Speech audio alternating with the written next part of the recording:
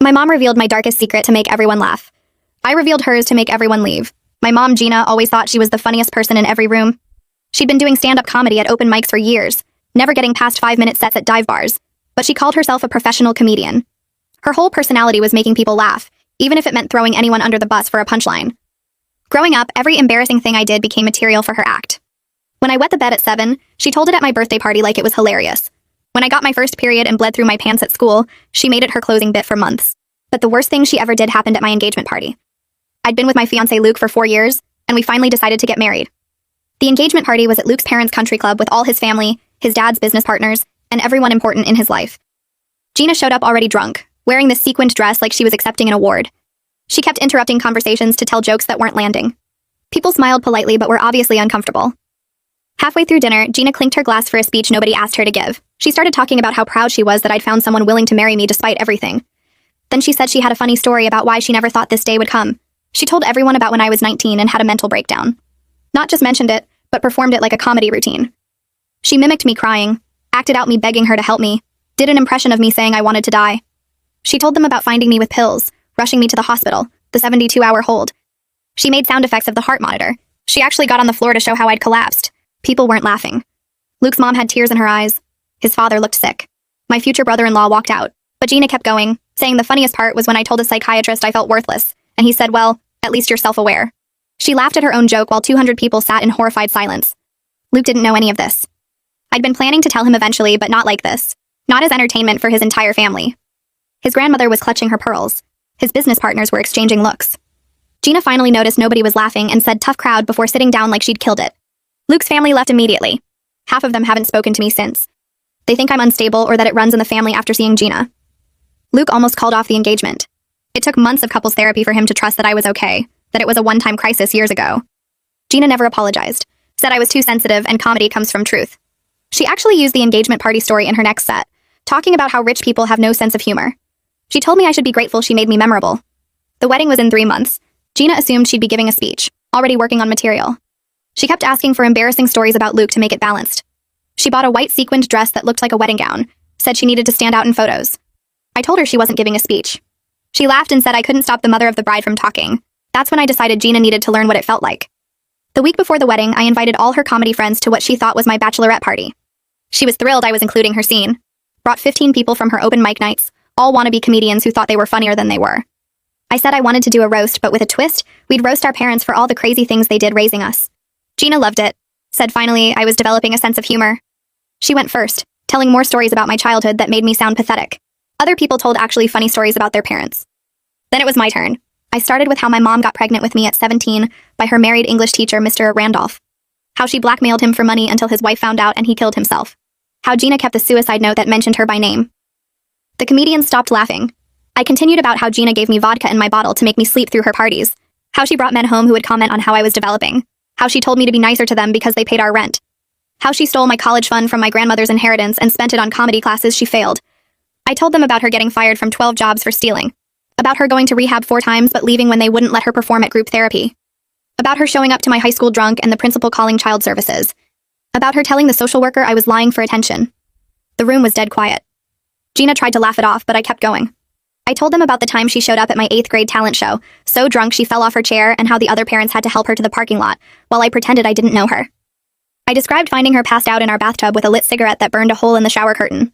I mentioned the Christmas she sold my Nintendo for drug money and told me Santa wasn't real anymore because we were too poor. Ted stood up first, not looking at either of us, and walked toward the door without saying anything. Lucy stared at Gina with her mouth slightly open, the same way people look at car accidents they can't stop watching. Kira held her phone up the whole time, recording everything, and I could see the red light that meant it was still going. The vindication felt like electricity in my chest, hot and bright and powerful, but underneath it something cold was spreading through my stomach. I just destroyed my mother in front of everyone she knew, everyone who made up her whole social life, and the look on her face made me feel like I'd kicked a dog. She tried to laugh, that fake comedian laugh she used when jokes bombed, but her voice cracked halfway through and came out like a cough. Her face had gone white under her makeup and I could see a vein pulsing in her neck. Gina opened her mouth and the word liar came out, but it sounded weak and desperate instead of angry. She said I was making things up for attention, that I always exaggerated everything, but her hands were shaking so hard she had to put down her drink. The other comedians were looking at each other, having silent conversations with their eyes, and I knew they were remembering all the times Gina had told stories about me. Greg cleared his throat and suggested we all take a break. Maybe get some air. His voice too loud in the quiet room. People started moving toward the door in this awkward shuffle, not talking, just the sound of chairs scraping and feet on the floor. Within 2 minutes, the room emptied until it was just me and Gina sitting across from each other at a table covered in empty glasses and wadded up napkins. She looked at me with an expression I'd never seen on her face before. Something that looked like actual fear instead of her usual confidence. She asked why I would do this to her, and her voice was small and old.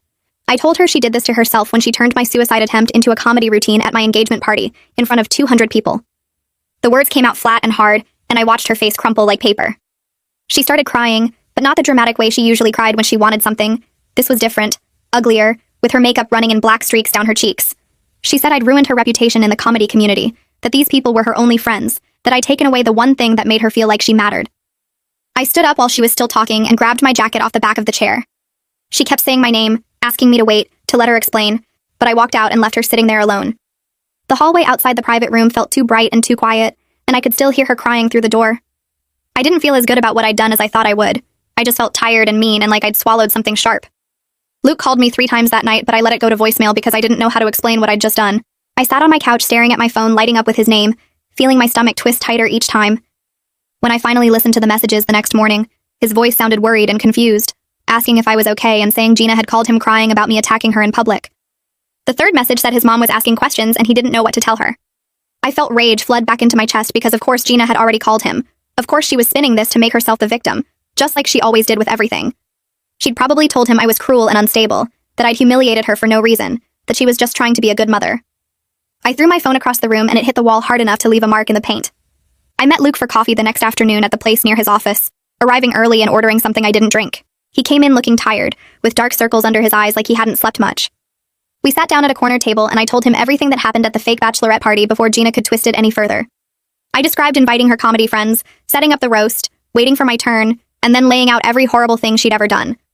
Luke listened without interrupting, his coffee getting cold in front of him, his face getting more serious with each detail. When I finished, he was quiet for a long time, just looking at me with an expression I couldn't read. Then he asked if I felt better now that I'd heard her back, and the question hit me like a slap. I opened my mouth to say yes, but nothing came out because the truth was, I didn't feel better at all.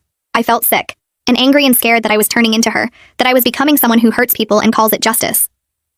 Luke said his parents were asking if we should postpone the wedding because they were worried about what kind of family drama would happen at the ceremony. Panic rose in my chest so fast it made my hands shake because I'd spent months planning this wedding, picking out flowers and trying different cakes and arguing with the venue about table arrangements. I didn't want Gina to ruin this too, to take away another important day by making it all about her dysfunction. He told me his mother specifically said she couldn't handle another public spectacle like the engagement party, that she was still getting questions from relatives about what they'd witnessed. His dad thought maybe we should wait until things settled down, until my family situation was more stable. The word stable made me want to scream because my family had never been stable, would never be stable, and if we waited for that, we'd never get married at all. Gina showed up at my apartment 2 days later without calling first, and when I looked through the peephole, I almost didn't open the door. She looked genuinely broken in a way I'd never seen, her hair unwashed and pulled back, wearing sweatpants and an old t-shirt instead of her usual attention-grabbing outfits. I opened the door and she walked in without asking, sitting down on my couch like her legs couldn't hold her up anymore. She told me that 2 comedy clubs had uninvited her from their open mics after word spread about what I'd revealed. The Laugh Factory told her they were going in a different direction, and the Comedy Store said they were full for the next 6 months. I felt a flicker of guilt before I remembered her on the floor at my engagement party, acting out me collapsing, making sound effects of the heart monitor while Luke's grandmother clutched her pearls, and his business partners exchanged horrified looks. She admitted that the story about Mr. Randolph was true, that she'd gotten pregnant by her married English teacher when she was 17, and blackmailed him for money until his wife found the letters. She said she'd carried guilt about his death for 27 years, that she still had nightmares about his wife calling her a murderer at the funeral. She was 17 and stupid, and didn't understand that blackmail could make someone desperate enough to kill themselves. She told me his suicide note mentioned her by name, said she'd ruined his life and his marriage, and she'd kept it hidden in a box under her bed all these years. I sat there shocked because Gina never admitted to anything, never took responsibility, never showed real remorse that wasn't just manipulation to get what she wanted. I didn't know if this was real honesty or just another performance, another way to make herself the victim of her own choices. Luke's parents invited both of us to dinner at their house to clear the air before the wedding, and I knew this was some kind of test. Gina promised she'd behave and apologize properly, that she understood how serious this was, but I didn't trust her to get through one meal without making everything about her somehow. Luke told me this dinner was important to his family, that his mother was really struggling with whether she could support our marriage given everything that had happened. I agreed to go because I didn't have a choice, but I spent the whole drive over feeling like I was going to throw up. Gina met me there, arriving in her beat-up car and wearing a plain black dress that looked like she was going to a funeral. We walked up to the house together without talking, and I could feel her shaking next to me. The dinner started awkward and got worse from there, with Luke's mother being coldly polite in that way rich people are when they hate you but have manners. His father barely spoke, just passed dishes and cut his food with precise movements that felt angry. Gina launched into an apology that started okay, but somehow turned into excuses about her difficult childhood and struggling as a single mother and never having any support. Luke's mother let her talk for maybe 2 minutes before cutting her off mid-sentence, saying that many people have hard lives without exploiting their children's trauma for attention and entertainment. The words hung in the air like smoke, and Gina's face went red and then white. Luke's father set down his fork and said he wanted to know if Gina planned to use his son's wedding as material too, if she'd already started working on jokes about their family. The question was so direct and brutal that even I felt defensive of Gina for a second, before remembering that he was right to ask. Gina's mouth opened and closed, but nothing came out at first, and I watched her chest rise and fall in quick, shallow movements like she couldn't get enough air. She grabbed the edge of the table with both hands, her knuckles turning white, and when she finally spoke, her voice came out small and broken in a way I'd never heard before. She said yes, she'd been a terrible mother, that she knew it even when she was doing it, but she couldn't stop herself because making people laugh was the only time she felt like she mattered at all. Luke's father leaned back in his chair and asked if she planned to use his son's wedding as material too, if she was already writing jokes about this dinner in her head right now. The question sat there in the middle of the table like a knife, and everyone looked at Gina waiting for her answer. She shook her head and tears started running down her face, actual real tears without the dramatic sobbing she usually did for effect. She promised she wouldn't give a speech at the wedding or make any jokes about our family, that she understood she'd already done enough damage. Luke's mother set down her wine glass with a sharp click, and said that wasn't enough, that Gina needed to understand she was on thin ice with their entire family, and one more incident would mean she'd never be welcome around them again. I felt something weird twist in my chest, almost like I wanted to defend Gina even though she deserved everything they were saying to her. The words came out before I could stop them, that she was still my mother and she'd be at the wedding, and everyone turned to look at me with surprise on their faces, including Luke. His mother's eyebrows went up and his father frowned, and I could tell they thought I was making a mistake, but I couldn't take the words back now. Luke drove me home after dinner without saying much, just the sound of the car engine and the radio playing something low that I couldn't focus on. We pulled into my apartment parking lot and he turned off the car but didn't move to get out, just sat there staring at the steering wheel. He asked me if I actually wanted Gina at the wedding or if I was just doing this because I felt like I had to. I opened my mouth to answer but realized I didn't know what to say because I'd spent so long being angry at her that I hadn't thought about what I actually wanted. He turned to look at me and said it was okay to uninvite her if that's what I needed to feel safe on our wedding day, that his family would understand and support whatever choice I made. I told him I needed time to think about it and he nodded, kissed me on the forehead and said he'd call me tomorrow. I went inside and lay on my couch staring at the ceiling for hours, playing the dinner over and over in my head and trying to figure out what I felt underneath all the anger. 2 days passed where I barely left my apartment, just ordered food, and sat with my phone in my hand staring at Gina's contact information. I thought about all the times she'd humiliated me, all the boundaries she'd crossed, all the ways she'd used my pain for her own benefit. But I also thought about what would happen at the wedding if she wasn't there, how everyone would ask where she was and why, how the whole day would become about her absence instead of about me and Luke starting our life together. I picked up my phone and called her before I could change my mind. She answered on the first ring like she'd been waiting, and I told her she could come to the wedding, but there would be strict boundaries. No speech, no jokes about me or our family, and if she drank too much, my cousin would escort her out without discussion. She agreed immediately without arguing or making excuses, and the fact that she didn't fight me on it actually worried me more than if she had. The wedding planner called me 3 days later while I was at work, and I could hear panic in her voice before she even explained why she was calling. She said Gina had contacted her directly asking about microphone access during the reception, wanting to know the technical setup and when would be the best time to use it. I felt rage flood through my body, so fast it made my hands shake, because Gina had literally promised me 2 days ago that she wouldn't give a speech. I left work early and drove straight to Gina's apartment, not even calling first because I knew if I gave her warning she'd prepare some excuse. She opened the door in sweatpants with her hair a mess, and I pushed past her into the living room. When I confronted her about calling the wedding planner, she put her hands up and said she just wanted to sing a song for us, that it wasn't a speech, it was a musical tribute. I told her I knew she was lying and that she was planning some kind of performance that would make everything about her again. I stood in her messy living room with comedy notebooks scattered everywhere and told her that if she did anything at the wedding that drew attention to herself, I would never speak to her again. She started crying and saying I was being cruel, that she just wanted to celebrate her only daughter's wedding and I was treating her like a criminal. I didn't move or soften my voice, just stood there and told her that her celebrating had always meant humiliating me, and I wouldn't allow it this time. She sank down onto her couch and buried her face in her hands, and for a second I almost felt bad before remembering the engagement party and how she'd acted out my suicide attempt for laughs. I left without saying goodbye and drove to Luke's apartment to tell him what happened. Luke listened to everything and then suggested we hire security for the wedding specifically to manage Gina, and even though it sounded ridiculous, I knew it was necessary. His parents called him while I was there, and when he explained the situation, they offered to pay for security because they didn't trust Gina either after everything that had happened. I agreed because I realized I needed to protect my wedding day, even if it meant treating my own mother like a threat to my happiness. We spent the rest of the evening looking at security companies and explaining the situation, and I felt both relieved and deeply sad that this was what my life had come to. 3 days before the wedding, I got a message on social media from Ted, one of Gina's comedy friends who'd been at the fake bachelorette party. He said he wanted to talk to me about something important and could we meet for coffee. I almost ignored it, but something in the message made me curious, so I agreed to meet him at a place near my apartment. He showed up looking uncomfortable and guilty, stirring his coffee for a full minute before finally telling me that Gina had been calling all her comedy friends trying to get them to come to the wedding and support her. He said it seemed like she was planning something and he thought I should know, that he felt bad for not speaking up about her behavior before. I thanked him and left the coffee shop feeling my stomach drop, because I knew Gina was going to try something no matter how many boundaries I set. I drove straight to Gina's apartment again and didn't even wait for her to invite me in before I started confronting her about inviting her comedy friends to my wedding. She broke down completely this time, not the fake crying she usually did, but real ugly sobbing that made her whole body shake.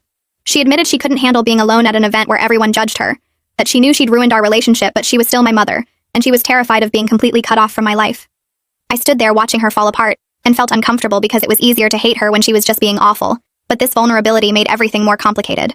She said she didn't know how to be at my wedding without her friends there as a buffer, that she was scared of facing Luke's family alone after everything she'd done.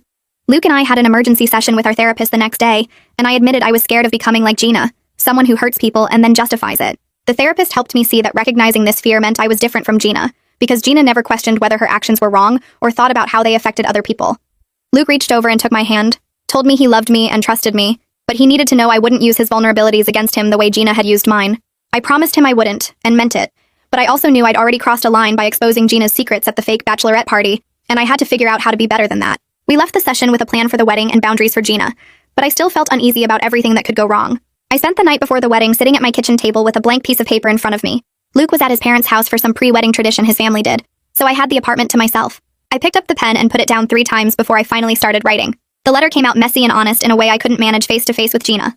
I told her she could come to the wedding and bring one person from her comedy friends, someone who would help keep her grounded instead of encouraging her to perform. I wrote that our relationship was broken, and I didn't know if it could be fixed, but I was willing to try if she could respect real boundaries this time. I explained that I needed space to build my marriage without constantly worrying about being turned into material for her next set. The last paragraph was the hardest because I had to admit that some part of me still wanted a mother, even if Gina could never be the kind I needed. I sealed the envelope and left it on the counter, planning to drop it at her apartment in the morning. I barely slept that night, kept seeing her face at the fake bachelorette party when I exposed all her secrets. I wondered if I'd gone too far or if she'd finally understand what it felt like to be humiliated in front of people you cared about. The morning of the wedding, I was standing in my bathroom trying to fix my makeup when someone knocked on my apartment door. Luke wasn't supposed to pick me up for another 2 hours, and the wedding planner had my schedule down to the minute. I opened the door and found Gina standing there with my letter in her hand, her eyes red but not in her usual dramatic way. She looked smaller somehow, like she'd been deflated. She asked if she could come in, and I almost said no, but I stepped aside and let her walk past me into the living room. She sat on my couch and held up the letter, her hands shaking slightly. She told me she'd read it 4 times, and she understood what I was saying, that she'd spent her whole life using comedy to avoid dealing with real feelings. Her voice cracked when she said she was going to start actual therapy, not the kind where she performed for the therapist or turned her sessions into bits. She said she didn't expect me to forgive her or trust her, but she wanted to try to be better even if it was too late for us to have a normal mother-daughter relationship. I stood there by the door not knowing what to say because this was the first time Gina had ever apologized without making excuses or turning it into a joke. She wiped her eyes with the back of her hand and said she was proud of me for setting boundaries, that she wished someone had taught her how to do that when she was young. I told her she needed to leave so I could finish getting ready, and she nodded and walked to the door. Before she left, she turned and said she'd be sitting quietly in the 3rd row with Lucy, who'd agreed to be her support person for the day. The wedding ceremony happened at a garden venue Luke's parents had picked out, with white chairs set up in rows facing an arch covered in flowers. I stood in the bridal suite with my bridesmaids while the coordinator gave everyone their cues, my stomach doing flips every time I thought about Gina sitting out there in the audience. Luke's mother had barely spoken to me during the rehearsal dinner, and his father kept giving me these worried looks like he expected chaos to break out at any moment. The music started, and I walked down the aisle focusing on Luke's face instead of looking at the guests. Gina sat in the 3rd row exactly where she said she'd be, wearing a simple blue dress instead of the white sequined thing she'd bought months ago. Lucy sat next to her with her hand on Gina's arm, and Gina's face was wet with tears, but she stayed completely still and quiet. The ceremony was beautiful in a way I hadn't let myself hope for, with Luke saying his vows and me saying mine without any interruptions or performances. At the reception, I watched Gina from across the room as she approached Luke's parents at their table. I couldn't hear what she was saying, but I saw her talking without any of her usual animated gestures or attempts at humor. Luke's mother's face stayed cold and tight, but she nodded when Gina finished and said something brief in response. Luke's father shook Gina's hand in a formal way that made it clear they weren't suddenly friends, but at least they were being civil. I felt something loosen in my chest. Not forgiveness exactly, but maybe the beginning of being able to breathe without constantly waiting for the next disaster. 6 weeks after the wedding, Gina and I started meeting for coffee every Thursday morning at a place halfway between our apartments. The first few meetings were awkward and stilted, with both of us being too careful about what we said. I'd made a list of topics that were off limits, things she couldn't ask about or turn into comedy material, and she actually followed the rules without complaining. She told me about her therapy sessions in a real way, not performing or exaggerating for effect. just talking about what she was learning about herself. She admitted her therapist had pointed out that she'd used comedy as a weapon to keep people at a distance, that if she made them laugh or shocked them first, she didn't have to risk real connection. I listened and didn't offer forgiveness or reassurance, just let her talk and process without making it about me. She asked about the wedding and I told her the parts that felt safe to share, and she didn't interrupt or make jokes. Our relationship would never be normal or easy. The damage was too deep and went back too far. But I was learning that protecting myself didn't mean I had to completely destroy her, that I could have boundaries without needing revenge. Luke and I were building our life together in our new apartment, making plans for the future without the constant fear hanging over everything. I still flinched sometimes when my phone rang and I saw Gina's name, still worried she'd slip back into her old patterns. But for now, having coffee once a week with clear rules felt manageable, and that was enough. I was finally free from waking up every day wondering when I'd become her next punchline, and that freedom was worth more than any apology she could give me.